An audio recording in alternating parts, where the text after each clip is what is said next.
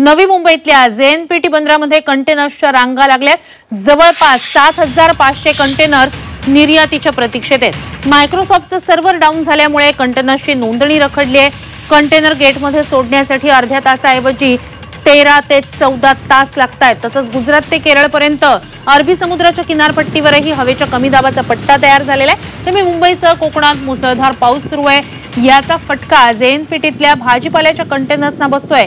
Container बंदरातच रखडल्यानं इंधनासाठी तब्बल 3 कोटी रुपये जादा खर्च होतोय आणि ही परिस्थिती पूर्वपदावर येण्यासाठी आणखी 2 दिवस लागतील अशी माहिती देण्यात आली आहे। अधिकची माहिती या सगळ्या संदर्भात आपले प्रतिनिधी योगेश खरे यांच्याकडून घेऊया। योगेश, हे दृश्य आपण पाहतोय, मायक्रोसॉफ्ट बिघाडाचा फटका कंटेनर्सना, मात्र त्यातही सगळ्यात मोठं नुकसान जे भाजीपाला घेऊन जाणारे, फळं घेऊन जाणारे कंटेनर आहेत त्यांना, काय अधिकची माहिती?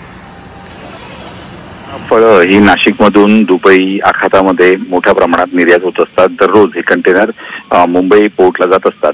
जेएनपीटीतून ही सगळी वाहतूक होत असते। मात्र सर्व्हर डाऊन झाल्यामुळे कालपासून हे सर्व कंटेनर या ठिकाणी अडकलेले आहेत। हे कंटेनर शीतगृह युक्त असल्यामुळे त्यांचं कोल्ड स्टोरेज जे आहे ते सुरू ठेवणं हे क्रमप्राप्त आहे आणि त्यासाठी गाडी बंद करता येत नाही।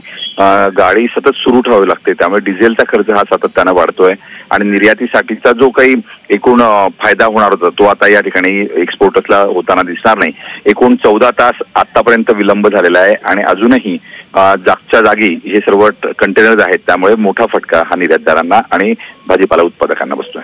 नक्कीच, तुर्तास धन्यवाद योगेश, तुम्ही दिलेल्या संपूर्ण माहितीसाठी। हे दृश्य आहेत नवी मुंबईतली जेएनपीटीच्या परिसरातली कंटेनर्सच्या या रांगा लागलेल्या आहेत। मायक्रोसॉफ्ट सर्व्हर डाऊन झाल्याचा फटका या कंटेनर्सना बसलेला आहे। त्यांची नोंदणी रखडलेली आहे आणि त्यामुळे 7500 कंटेनर्स हे निर्यातीच्या प्रतीक्षेत आहेत।